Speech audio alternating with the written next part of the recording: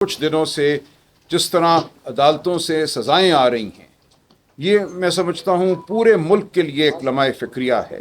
ہمارے عدالتی نظام کو ایک آلہ بنا دیا گیا ہے، ایک آلہ شفافیت کا، آواز کو دبانے کا، جمہوری آئینی حقوق کو ختم کرنے کا۔ 10 سال کی سزائیں دی جا رہی ہیں، کس بنیاد پر؟ یہ پوری قوم کو پتہ ہونا چاہیے کہ کیوں یہ 10 سال کی سزائیں عمر ایوب صاحب کو دی گئی ہیں، شبلی فراز صاحب کو دی گئی ہیں، پنجاب اسمبلی میں ہمارے leader of the opposition Ahmad Bachar صاحب کو دی گئی ہیں، احمد چٹھا صاحب کو دی گئی ہیں، بلال اعجاز صاحب کو دی گئی ہیں، اور آج ایک ہمارے ساتھی کو عمر قید سنا دی گئی ہے۔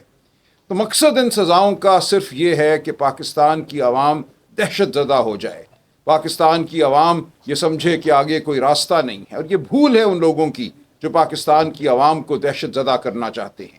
پاکستان کی عوام اب حقیقی آزادی چاہتی ہے، جمہوریت چاہتی ہے۔ پاکستان کی عوام ڈر کے نہیں رہنا چاہتی، خوف سے نہیں رہنا چاہتی۔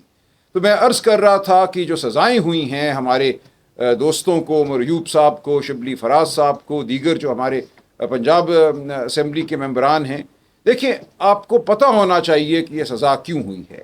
ان سب پر ایک الزام ہے، الزام یہ ہے کہ 9 مئی کے حوالے سے انہوں نے ایک سازش میں شمولیت اختیار کی۔ کہا یہ جاتا ہے، جو کہ بالکل غلط ہے، جس کو ہم رد کرتے ہیں، کہ عمران خان صاحب نے ایک میٹنگ کی 4 مئی 2023 کو چکری میں، وہاں رکے وہ موٹر وے کے کنارے، اور ایک میٹنگ کی انہوں نے۔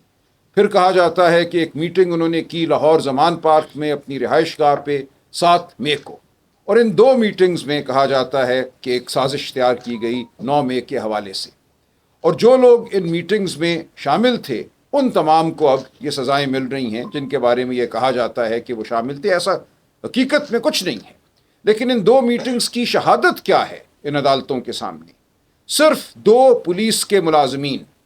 ایک ملازم یہ کہتا ہے کہ 4 مئی کو میں نے دیکھا کہ خان صاحب چکری، وہاں جو ایک کوئی ریسٹورانٹ تھا، اس میں بیٹھے گفتگو کر رہے ہیں اپنے ساتھیوں سے، تو میں چپکے سے سرخ تاوا ان کے پاس جا کے کھڑا ہو گیا اور میں نے یہ گفتگو سن لی۔ دوسرا یہ کہتا ہے کہ 7 مئی کو میں کسی طرح خان صاحب کے گھر میں داخل ہو گیا، ان کے ڈرائنگ روم میں کسی طرح داخل ہو گیا، اور اتنی ایک خفیہ گفتگو جو ہو رہی تھی وہ میں نے بیٹھ کر سن لی، اور میں گواہی دیتا ہوں کہ یہ گفتگو ہوئی۔ یہ 2 صرف پولیس کے ملازمین کی گواہی ہے یا شہادتیں ہیں، جس کی بنیاد پہ یہ 10 سال کی سزائیں دی جا رہی ہیں۔ اور یہاں یہ یاد رہے کہ انہی گواہیوں کو سرگودا کی ایک عدالت نے، اینٹی ٹیررسٹ کورٹ نے، بالکل لغو قرار دیا تھا۔